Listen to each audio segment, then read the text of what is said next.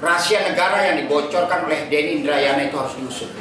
Termasuk pada saat MK di periode sebelumnya sudah memutuskan bahwa yang paling tepat untuk proses pemilu itu adalah proporsional terbuka.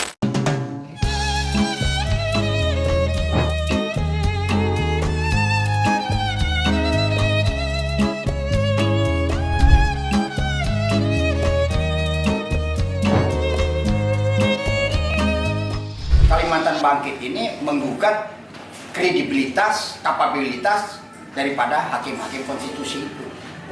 Dalam setiap kebijakan yang dibuat oleh unsur penyelenggara negara, pengatur kebijakan negara ini adalah mengutamakan keselamatan rakyat dalam setiap tujuan pengambilan kebijakannya.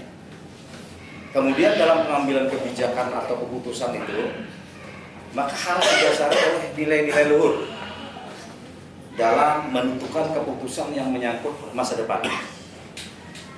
Nah, mengingat itulah terkait dengan apa yang mungkin akan diputuskan oleh lembaga tertinggi di sektor yudikatif MK, maka kami berharap bahwa nilai filosofis ketiga aspek itulah yang mereka munculkan pada saat mengambil kebijakan untuk menentukan apakah akan memilih proporsional terbuka atau proporsional tertutup. Kemudian yang berikutnya, catatan penting yang kami sampaikan adalah bahwa proses proporsional terbuka telah berjalan setelah memasuki tahap proses pertamanya. Artinya dia sudah berjalan dengan baik sampai pada saat ini sudah partai-partai mendaftarkan calon-calonnya untuk mengikuti perhelatan pemilu di tahun 2024. Ini tentu sudah ada dasar hukum yang kuat yang sudah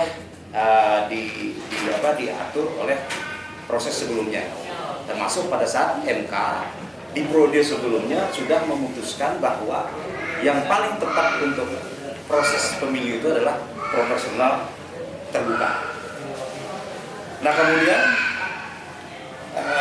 kalau kemudian ternyata muncul lagi pemikiran untuk menjadikan ini proporsional tertutup, maka ada beberapa hal mendasar yang harus menjadi catatan penting oleh MK dan mungkin oleh pemerintah termasuk oleh DPR RI.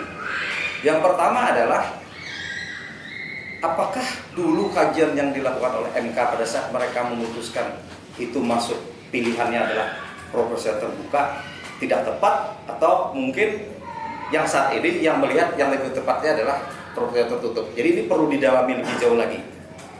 Apa yang melatar belakangnya, kemudian apa misalnya landasan filosofisnya segala macam. Tapi dengan catatan pentingnya tadi 3 aspek di dalam implementasi bernegara harus tetap dilakukan.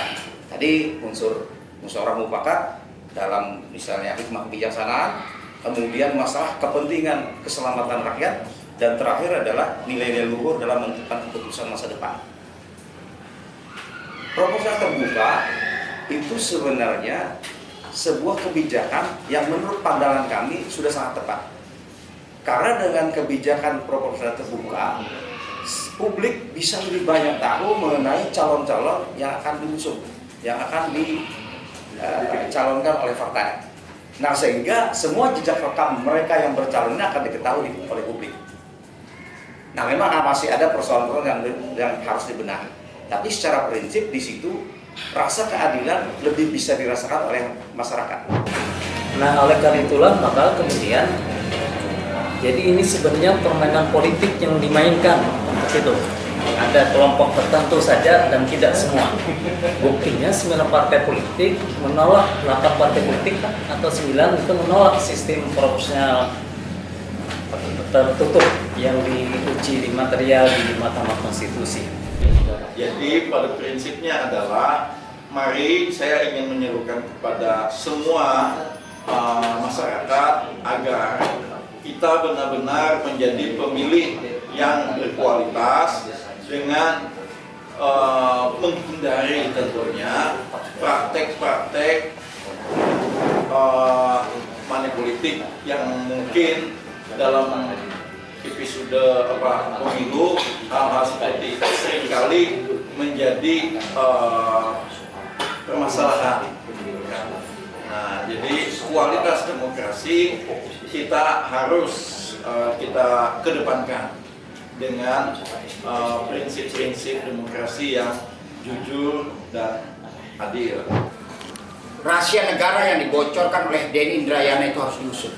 Akan tetapi isu yang dilempar oleh Denny Indrayana ini adalah masalah substantif pelaksanaan pemilu yang berbahaya apabila diintervensi di tengah jalan, karena proses pemilu ini sudah berjalan. Itu pertama. Yang kedua adalah apa yang dilakukan oleh MK dengan quote and quote masuk kepada wilayah-wilayah yang sebenarnya itu adalah kewenangan dari partai politik dan DPR sebagai pembuat undang-undang.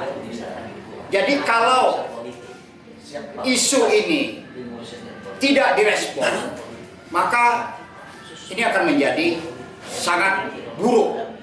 Pertama adalah bocornya tentang putusan MK, kedua intervensi di tengah jalan pelaksanaan pemilu. Maka yang kami pertanyakan adalah apakah Mahkamah Konstitusi itu masih namanya demikian ataukah menjadi Mahkamah Konspirasi?